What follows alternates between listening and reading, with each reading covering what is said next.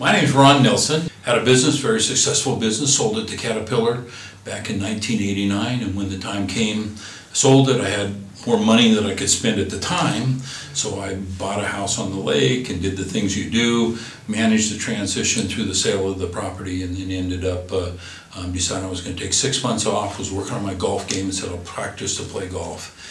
The company I sold started destroying the company with some of the people, and I was getting calls every day. So Ron, since you left, they've started doing things that you said they would never do, and so I just said, oh, what do we? And so a couple of the guys said, Ron, whatever you want to do, I'll do with you. So we started looking, we started a company, small company, doing some stuff more. We didn't care about making money, just creating a job for these guys that were unhappy. A friend of mine that worked in Spokane owned a company here in Post Falls called Risco. And I bought, he said, Ron, you got to buy this company. I said, are you crazy? I just sold one. And who would ever want to live in Spokane, Post Falls, Coeur d'Alene? Who would ever want to do that? And he said, oh, Ron, just come and look at it.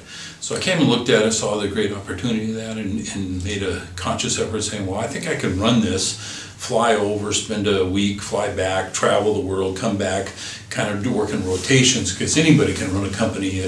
And I found out the hard way, which is that you have to be there and have a full-time presence there. We started looking what it would be like to live here, and we made a lot of friends, fell in love with the area. It had all the beautiful waters of Seattle without all the traffic, had some of the beautiful restaurants of Seattle without all the chaos, and we found out that most people that live here choose to live here. So it's not that you were forced to live here, this is where you're born, this is where your job is.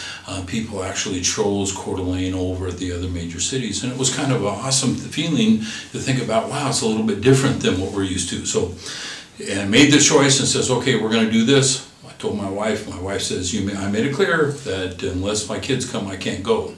So today I have all 5 of my children within a 25-mile radius of Coeur d'Alene, Post Falls.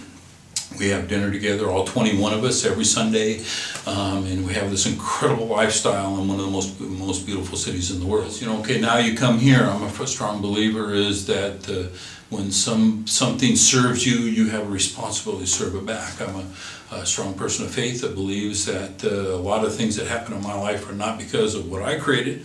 It's through blessings that you have no control over. Oh. And this is 4 of my employees were homeless in the last 2 years that now have jobs. And Steve Griffiths from Jobs Plus wrote a letter from one of our employees. My kid was lost, broken, didn't know what he wanted, and that he learned a skill and he got a job at a ground force. Now he has not a new car, but a good used car. He now has a guitar. He always wanted a car. I couldn't afford to buy him a guitar. I was a single mother. He said, but now he's saving his money and he's learning Japanese because his goal is to go to Japan someday and talk to them in their native language. Letter about thank you for the greatest gift I got this year for Christmas, which is the opportunity to give some money to somebody. I never given any away before. Yeah. I was homeless 2 years ago.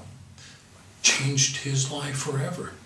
So if we focus on what we can do to help people that can't help themselves, but just a little bit, if it's just to give them a kind word, give them a hand up, give them $100, makes it all worthwhile, right?